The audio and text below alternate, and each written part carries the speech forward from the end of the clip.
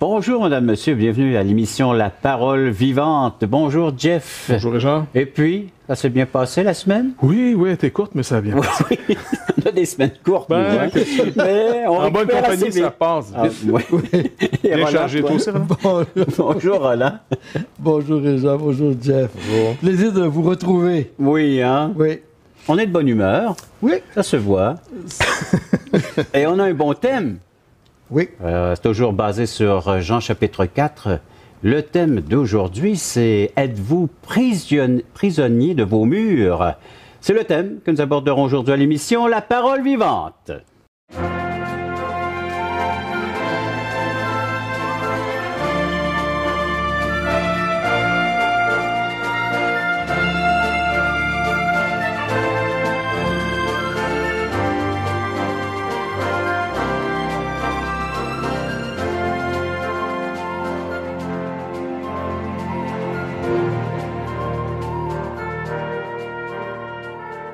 Il semble y avoir un peu d'électricité dans l'air, là. Hein? Un petit peu, hein? Un petit peu. Mais Jean, chapitre 4, oui. Est-ce que tu peux nous remettre dans le contexte, Jeff? Oui, la dernière fois, Jésus arrive donc dans une ville de Samarie parce qu'il part de Jérusalem en Judée.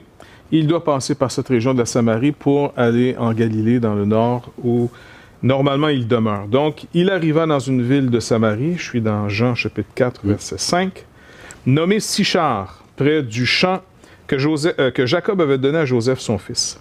Là, il se trouvait le puits de Jacob. Jésus, fatigué du voyage, était assis au bord du puits. C'était environ la 6e heure, midi. Une femme de Samarie vint puiser de l'eau. Jésus lui dit, « Donne-moi à boire. » Car ses disciples étaient allés à la ville pour acheter des vivres.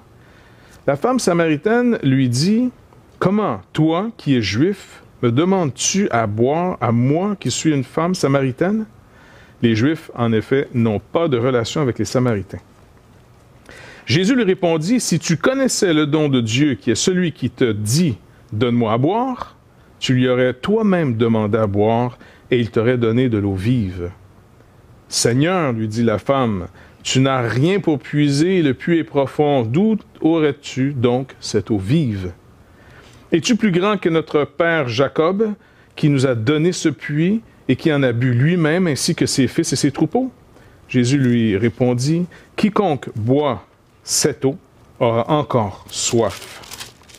Mais celui qui boira l'eau que je lui donnerai n'aura jamais soif, et l'eau que je lui donnerai deviendra en lui une source d'eau qui jaillira jusque dans la vie éternelle. » Et la femme lui dit, « Seigneur, donne-moi cette eau, afin que je n'ai plus soif et que je ne vienne plus puiser ici. » « Va, lui dit Jésus, appelle ton mari et viens ici. » Et la femme répondit, « Je n'ai point de mari. » Jésus lui dit, « Tu as eu raison de dire, je n'ai point de mari, car tu as eu 5 maris, et celui que tu as maintenant n'est pas ton mari. En cela, tu as dit vrai. » Je vais arrêter ici, oui, pour qu'on puisse Jeff. voir qu'est-ce qu'on peut tirer comme leçon.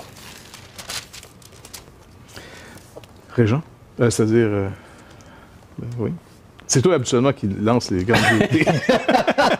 On s'attendait à qu'il relance à nouveau, Roland. Et moi, je te contredis, tu comprends-tu? Oui, oui, c'est bon. Mais ce qui est important, encore une fois, de noter, c'est que Jésus va nous surprendre dans ce texte. Il va nous surprendre, premièrement, par la façon qu'il est. Et il va s'asseoir à ce puits et il va attendre. Il va attendre quoi? Est-ce qu'il va attendre simplement... Pas que la Samaritaine arrive pour lui donner de boire, il va attendre simplement cette femme pour lui présenter quelque chose de grand, c'est-à-dire un message de salut. Et c'est important qu'à ce moment-là, tout à l'heure, nous avons dit dans l'émission précédente, nous avons dit à chaque fois que Jésus est en train de passer des barrières, ces murs que tu appelles. Et on voudrait revenir sur ces barrières, ces murs, et dire... Mais qu'est-ce que Jésus est en train de faire? À partir de Jésus, puis tirer des leçons après pour nous-mêmes aujourd'hui. C'est vraiment la toile de fond de cette histoire, les barrières. Oui. Parce que Jean est conscient qu'il parle à des témoins, des disciples de Jésus-Christ. Donc, Jean est en train de nous instruire comment le Maître a agi, comment il a parlé, comment il a témoigné, comment il a amené l'Évangile là où il doit. Donc, nous sommes un peu à l'écoute de cet Évangile et cet Évangile nous apprend des choses. Et même quand je lis ce texte-là, ça me bouleverse moi-même. Parce que c'est ma relation avec les autres. Celui que je ne connais pas, celui qui est étranger, celui qui est en dehors de mon espace. Oui. Pour pas te contredire, on est d'accord d'abord pour dire que des barrières, ça a un but, une barrière. Un mur, ça a un but. Oui. Qui est? La sécurité. La sécurité. Et c'est... Quelquefois, il faut avoir des barrières. Il faut avoir une sécurité. Par exemple, si tu me connais pas, mais là, tu me connais, c'est encore pire peut-être, mais si tu me connais pas, puis je viens vers toi en disant, écoute, monsieur, pouvez-vous me prêter 5 $? Oui. Tu me connais pas. Qu'est-ce que tu vas faire? Dans ton Supposons cas, que je te demande... je vais te le prêter. Parce que tu sais que je suis cassé. Mais, donc, dans un cas que tu ne me connais pas, supposons que... non, je comprends. Tu comprends, c'est un étranger. Je vais être hésitant. Quelqu'un vient avec un chèque en disant, écoute, je ne peux pas aller à la banque, tu pourrais-tu me changer mon chèque de 100 $? Je suis très hésitant. Mais supposons que ton père vient avec un chèque de 100 $ en disant, écoute, Roland, tu peux-tu... J'ai pas pu aller à la banque. Oui. Pas de problème. Donc, il y a un mur normal. Oui. Quelqu'un qui est trop confiant, il n'est pas normal. Oui. Quelqu'un qui est trop méfiant, il n'est pas normal non plus. Non. Donc, en réalité, les frontières, les murs, les clôtures, tout ça, ça a un but. Maintenant, il faut voir ce que ma clôture est justifiée maintenant. Et là, le Seigneur, lui, par contre, fait quelque chose que nous, on ne pourrait pas faire. Non. Il saute les clôtures. Oui. Et il va à la rescousse. Parce qu'une des barrières ici qu'il va franchir, que le texte nous montre, il a soif. Oui. Combien de gens vont dire, moi, je ne peux pas m'occuper des autres, j'ai trop de besoins. C'est déjà un mur que je me suis mis. Et le texte précise qu'il est fatigué. Oui, et il a soif. Donc ici, il y a une barrière. Le Seigneur ne nous dit pas, comme Paul va nous expliquer un peu plus en disant, lorsque je vous demande de faire ces choses, par exemple, qui était la collecte pour les pauvres à Jérusalem, je ne vous demande pas de donner pour vous exposer à la détresse. Non. T'sais, mais il dit finalement, quand vous considérez vos intérêts, n'oubliez pas ceux des autres. Et ici, on voit que Jésus n'oublie pas ses intérêts, donne-moi à boire. Il a soif. Et il s'est fait homme. Donc, un homme, ça doit boire de l'eau quand ça a soif. Et ici, les disciples sont partis. C'est sûrement eux autres qui avaient la gamelle. La gourde, oui. Oui, parce qu'il ne peut pas, il y a un puits. Mais il négligera pas non plus de voir le besoin de la femme. Il y a vraiment un équilibre en Jésus-Christ incroyable. Et il va se servir de ce besoin que Jésus éprouve, la soif, mais il va créer ce pont relationnel avec cette femme. Et ça, on va voir ça après la pause. Oui, pour l'instant, j'aimerais inviter nos gens à écrire, à réagir. Peut-être c'est la première fois qu'ils entendent que Jésus saute les clôtures. Alors donc, 1-877-l'Espoir, 1-877-537-7647 ou via nos sites web espoir.ca, toutchrétien.com. Et après la pause, on revient justement avec le fait comment est-ce que Jésus approche cette dame. Mais au lieu d'enseigner, de tout expliquer, il pose cette simple question. Elle devait savoir quelque chose, cette dame, si tu savais. Et je pense que Jésus ici fait référence à une portion des Écritures que les Samaritains contestaient.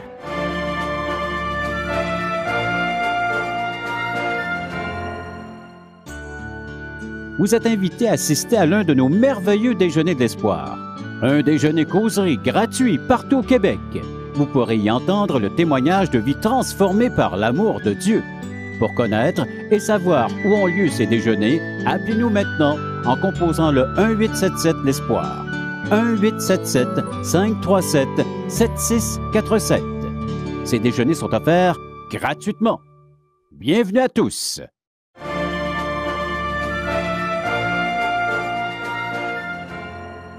Nous allons voir non seulement Jésus saute les clôtures, mais il bâtit des ponts.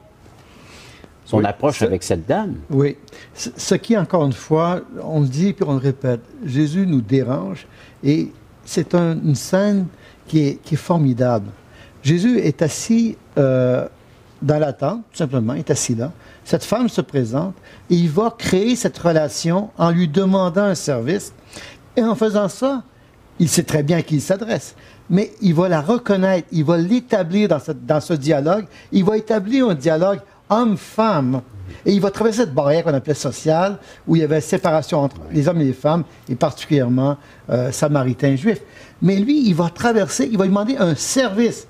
Ici, on avait la finesse des fois. Seulement de communiquer avec l'autre, de créer ce pont et de poser la bonne question ou de faire la bonne demande et faire connaître son besoin, mais en même temps, ça ouvrait l'ouverture à la discussion et à l'approfondissement. Alors, ils vont parler d'eau et elle ne comprendra pas, un peu comme mon ami Nicodème qui n'avait pas compris c'est quoi naître de nouveau. Lui, il va y parler de l'eau vive.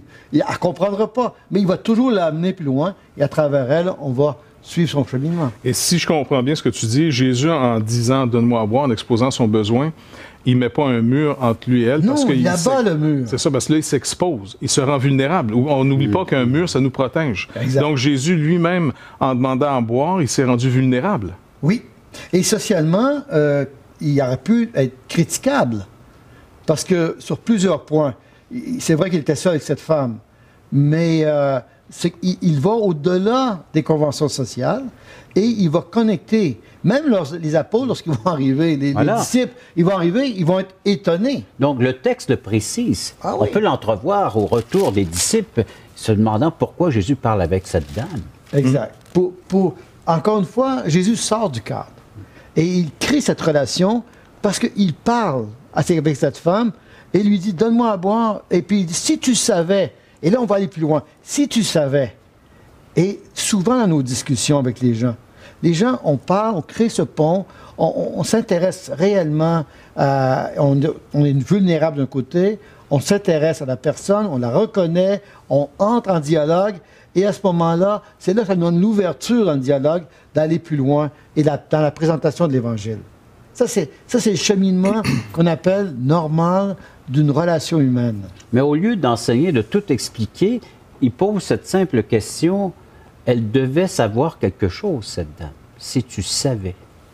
Et je pense que Jésus, ici, fait référence à une portion des Écritures que les Samaritains contestaient. Ouais. Parce que Jésus, finalement, rappelle que le salut vient des Juifs. Et les Juifs, eux, croyaient, non seulement comme les Samaritains, au Pentateuque, parce que c'était la section que les 5 premiers livres de Moïse, hein, Genèse jusqu'à Deutéronome. Et puis donc, les Juifs, après ça, les Samaritains refusaient l'autre partie parce que l'autre partie les condamnait un peu. À cause, bref, ça serait long de rentrer dans l'histoire, mais ici, Jésus fait référence à une parole dans Jérémie. Vous avez remarqué, Jean nous présente depuis le début, il est dans l'eau sans arrêt. Il y a l'eau des genres qui transforme en vin. Il y a tu dois naître d'eau et d'esprit, il est encore dans l'eau. Et puis là, il est sur le bord d'un puits, puis il parle d'eau encore. L'eau vive. Parce que c'est pas fini en plus. C'est ça, puis c'est pas fini, il va parler de l'eau souvent. Mais ici... J'espère que vous allez nous en parler aussi. On va essayer. Mais que représente cette eau? Mais ici, je pense qu'il fait simplement référence à une phrase qui dit dans Jérémie, « Mon peuple a fait un double péché. » Des citernes. Exactement. Oui. Il m'a abandonné, moi, qui suis une source d'eau vive qui ne tarit pas, donc ça ne trompe pas, parce que beaucoup de sources en Israël, beaucoup de rivières sont des rivières trompeuses. Parce que en hiver, quand il pleut, c'est des grosses rivières. Mais dès que la saison sèche arrive, l'été, il n'y a plus rien qui coule, sauf des vraies rivières, des sources. Il y a quelques sources qui continuent toujours à couler. Et Dieu s'est comparé à une de ces sources, surtout dans un pays où l'eau est rare. Donc il dit, moi qui suis une source d'eau vive qui ne tarit pas, vous m'avez abandonné. 2, pour vous creuser des citernes, vous essayez de faire des contenants d'occasions favorables pour essayer de les contenir, mais en plus, ils sont crevassés, ils ne retiennent même pas l'eau. Et donc, je pense qu'il est en train de montrer ici que le péché de Samarie, c'est ça. Parce qu'ils ont abandonné dans l'histoire le vrai Dieu d'Israël pour s'attacher à des idoles. Et puis là, il est en train de l'amener sur un terrain pour dire, non, rappelle-toi, le salut vient des Juifs. Même si les Juifs sont contre lui, il leur donne raison que le salut vient quand même des Juifs. Et là, c'est quelque chose d'incroyable, comment Jésus est attaché aux Écritures. C'est à suivre, mes amis. Vous êtes intéressés à en savoir davantage? Contactez-nous. 1-877-l'Espoir, 1-877-5-377-6647 ou via nos sites web espoir.ca ou toutchrétien.com. Commentaires, questions, ça nous fera plaisir de pouvoir vous les lire comme ça même à l'écran dans le cadre de l'émission La Parole Vivante. Après la pause, on va regarder ensemble la définition de cette eau que le Seigneur Jésus offre à la Samaritaine. Pourquoi on interprète de manière littérale les choses? C'est parce que tout ce qu'on voit, c'est une réalité qui s'impose.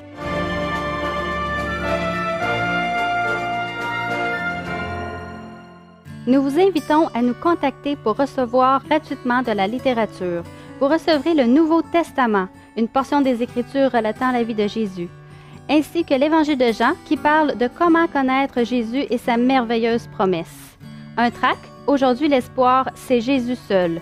Et finalement, un livre de relations d'aide sur la Bible de June Hunt, qui nous parle que la Bible est la source suprême de la révélation du sens de la vie. Alors n'hésitez pas à appeler, c'est gratuit.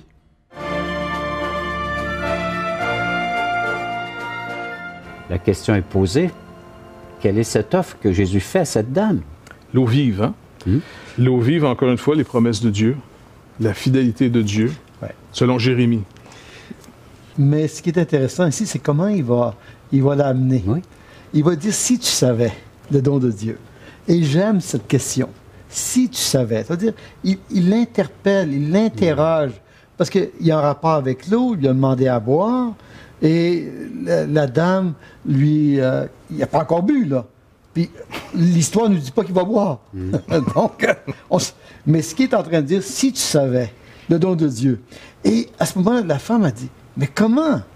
Comment avoir le même raisonnement? Mais comment tu peux puiser de l'eau dans ce puits qui est si profond? C'est le puits de Jacob qui est donné à son fils. Et elle ne comprend pas la mécanique. Comment Jésus peut lui dire, si tu savais? Mais il va l'amener encore en disant, si tu savais le don de Dieu. Et tu n'aurais plus soif. Parce que ce que je te donne, c'est le don de la vie. Le don. Et non, on réalise, elle ne comprend vraiment pas le langage de Jésus. Mais elle ne sait pas qui il est devant lui. Parce que, comme Nicodème... Qui est Jésus, la question? Oui, mais dans le sens, comme Nicodème. Exactement. Nicodème, là, il interprète de manière très littérale. Oui. OK? Et quand ça va être plus long, elle, c'est la même chose, c'est littéral. Quand ça va être le pain du ciel, c'est littéral. Donc, pourquoi on interprète de manière littérale les choses? C'est parce que tout ce qu'on voit, c'est une réalité qui s'impose. Le malin, comment il a fait pour détruire, finalement nous détruire? Dieu avait dit, tu ne mangeras pas l'arbre de la connaissance du bien et du mal. On se rappelle? Oui. Maintenant, lui, il a provoqué finalement en disant, moi j'ai une autre opinion. Donc, il s'est mis sur le même niveau que Dieu. Une créature se met au même niveau que le Créateur. Et en plus, il fait tomber Ève dans un panneau fantastique. Maintenant, je t'appelle à être juge de moi ou de Dieu. Décide-toi, Ève, qui a raison. Et qu'est-ce que Ève fait? Elle va essayer de juger la situation en voyant. Elle a examiné l'arbre. Elle a voulu regarder l'arbre. Quand on regarde les choses, c'est une réalité qui arrive, qui s'impose. Une réalité qui s'impose, là, ça ne s'interprète plus, ça s'impose. Un exemple très simple. Quand on dit à quelqu'un, prenez un enfant, vous l'amenez dehors, la nuit, vous lui demandez de regarder le ciel. Et dis-moi, décris-moi ce que tu vois. Ben, je vois les étoiles. Oui, OK. Tu les vois quand? Ben, je les vois maintenant. Et si un père veut instruire son enfant pour lui dire, écoute, si tu ne fais pas attention à ce que je te dis, ce que tu vois va te tromper. Pour lui, ce qu'il voit, c'est une réalité ferme, solide, je le vois. Mais le père va dire, non, non, je vais t'apprendre quelque chose. Il faut que tu me fasses confiance. La lumière voyage à 300 000 km par seconde. Donc, ce que tu vois en ce moment, que tu penses qui est maintenant, ben, tu es en train de regarder le passé. Tu regardes la lumière qui a été émise, le temps qu'elle a pris lorsqu'elle a été émise jusqu'à nous. Certaines étoiles sont à 3-4 années-lumière, on va dire. D'autres sont peut-être à des millions d'années-lumière. Donc, tu dis à l'enfant, tu es en train de regarder, si on se fait à des notions que la science nous donne, la vérité se communique par la parole. La vue nous impose une réalité qui nous trompe. Ici, là, tout le monde est en train de parler dans ce qu'il voit. Jésus veut les affranchir par ce qu'il dit. Et tant que Jésus n'a pas parlé, l'homme n'est pas affranchi. Car la foi vient de ce qu'on entend vient de la parole de Dieu, de Christ. Et c'est pour ça qu'on parle toujours de la révélation. Si Dieu ne se révèle pas, si Jésus ne se révèle pas à cette femme, comment elle peut savoir qui est l'homme? Pour elle, c'est un juif. Pour un homme, c'est un homme en besoin. Et lui dit, c'est une réalité. C'est une réalité. Jésus, c'est vraiment un juif. Elle est dans son monde de cette réalité. Ouais. Elle est prisonnière de cette réalité, de ses raisonnements, de ses croyances, de sa place socialement parlant. Elle est là, dans cette réalité. Prisonnière de ses murs. Prisonnière de ses murs. Par protection, elle se protège elle-même d'abord d'avoir été rejetée, elle ne veut pas être blessée. La société se protège de son comportement parce que si on agit tous comme ça va détruire la société. Elle est protégée, elle se protège d'un juif parce que les juifs méprisent les Samaritains, vice-versa, les Samaritains leur rendent aussi l'appareil. Écoute, c'est bourré de murs, c'est des prisonniers et la promesse, c'est qu'il est venu affranchir, ouvrir les portes des prisons pour nous faire sortir de nos cachots.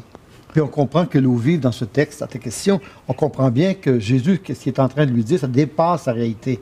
elle ne peut pas comprendre, c'est pas une question de l'eau physique, c'est l'eau vive, c'est Dieu lui-même, source de vie. Et nous savons que la vie est dans l'eau. On va le dire comme ça. C'est l'auteur de cette vie. C'est Dieu. Mais la vie de l'homme, l'homme a besoin de boire, a besoin de se nourrir, mais particulièrement de boire. Et la vie, elle est là. Et Dieu est la source de vie, la réelle source de vie. Et c'est pour ça que c'est important pour cette dame de se poser la question. Et Jésus va l'amener à comprendre qui il est. Et nous pouvons mentionner certainement que nous avons tous ce même besoin. Nous avons tous cette soif de découvrir la vérité, de découvrir qui est vraiment Dieu. Vous avez des questions, des commentaires, vous aimeriez rajouter à cette émission votre petit brin de pensée, vous pouvez le faire en 877 l'Espoir, en 877-537-7647 ou via espoir.ca ou toutchrétien.com. Jésus dit, je suis l'eau vive. Celui qui boit de cette eau n'a pas soif. Il est en train de dire quoi fondamentalement? Il est en train de dire quoi? Le besoin de l'homme, cette soif de Dieu, cette recherche de Dieu, cette connaissance de Dieu qui donne la vie, elle est en Christ.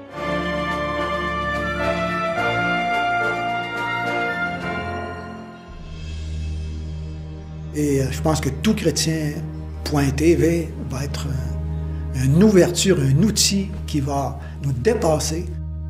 Et tous les espoirs sont permis. Toutchrétien.com est donc là pour rester et grandir.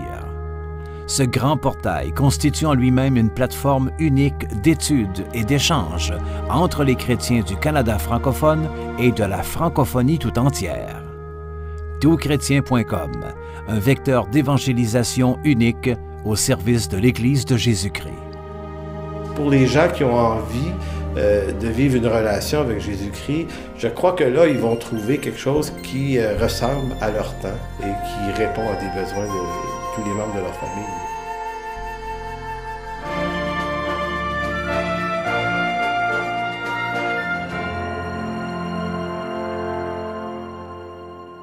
La question pour nos téléspectateurs, qu'est-ce que l'eau vive?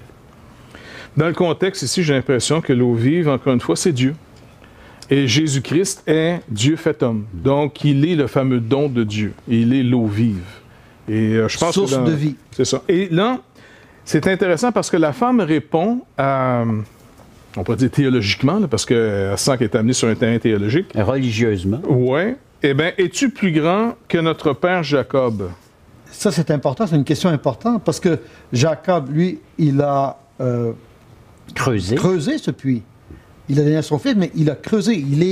Il est celui qui, l'architecte de ce puits, si vous voulez.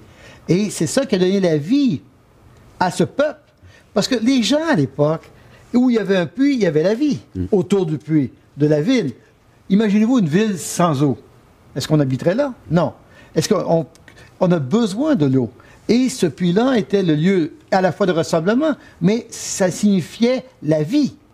On nourrit, on boit pour les gens, on boit, on amène l'eau pour les troupeaux. Donc c'est la vie, ça représente la vie. Et cette femme, elle comprend très bien, elle dit, qui es-tu plus grand que... Parce que Jésus lui dit, si tu bois cette eau, tu vas avoir encore soif. Mais si tu bois de mon eau, tu n'auras plus soif. Là, elle est complètement sonnée. Parce qu'il est en train de lui dire, écoute, il y a une différence là. Ce que Jacob vous a donné, c'est un puits, c'est vrai. Et l'eau, elle est bonne. Et ce qu'il a fait, c'est bien. Mais moi, je suis plus grand que Jacob. Et elle devait le voir comme ça. Je suis plus grand que Jacob. Moi, je donne une eau qui ne se tarit pas. Une eau qui a une source de vie et qui donne la vie. Et c'est important. À ce moment-là, ça l'amène à dire, et ça va introduire la prochaine partie de ce passage-là. Et Jésus va l'amener sur un autre plan. Mais de savoir, de questionner. Mais qui est Jésus? Jacob, c'est le grand. Jésus, qui est-il? Et à chaque fois que nous sommes devant l'Évangile, nous sommes toujours amenés à la même question. Jésus dit, je suis l'eau vive. Celui qui boit de cette eau n'a pas soif. Il est en train de dire quoi, fondamentalement? Il est en train de dire quoi?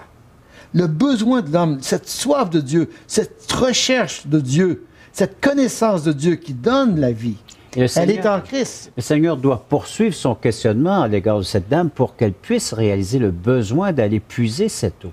cette Oui. d'eau vive. Parce Oui. que je pense qu'il est en train de lui montrer que Jacob, le puits, comme pour Nicodème avec la loi de Moïse, tout ça, c'est toujours un moyen pour un but. Il est le but. Encore une fois, cette femme ici, elle doit réaliser que tout ça, Jacob, était un moyen pour un but. Le but, c'était Dieu, encore une fois. Donc, je pense qu'il veut l'amener sur ce terrain-là. Mais on va voir peut-être la prochaine fois comment il va réussir. Et comment le Seigneur nous a tous amenés. Tous ceux qui ont cru en lui, on est amenés à peu près par le même chemin. Oui. Et puis, on va voir plus tard le chemin. Parce que moi, j'aime voir cette femme qui a une soif, même si elle ne connaît pas sa soif. Oui. Elle a une soif bien dans du matériel, parce qu'elle va aller puiser de l'eau. Mais elle a une autre soif. Et elle continue dans ce dialogue. Et Jésus va l'amener toujours plus profondément. Et c'est comme si elle allait puiser profondément dans son besoin, qui est une eau, mais pas seulement une eau matérielle, mais une eau spirituelle. Et Jésus représente cette vie spirituelle.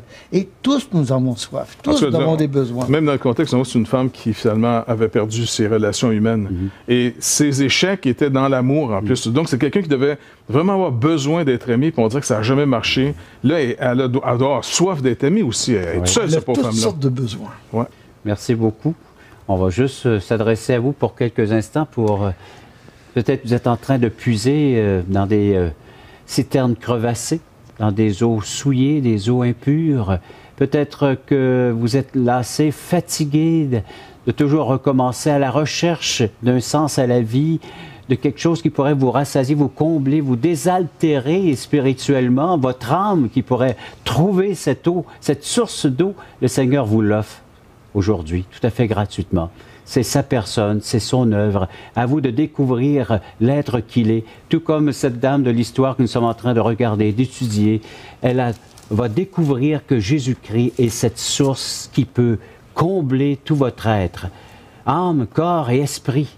À vous d'y faire confiance maintenant et d'y placer une entière confiance. L'inviter à dire « Oui, Seigneur, j'accepte, je crois cette révélation qui m'est faite aujourd'hui. » Merci, Jeff, merci, Roland, et merci d'avoir été à l'écoute de cette autre émission de La Parole vivante.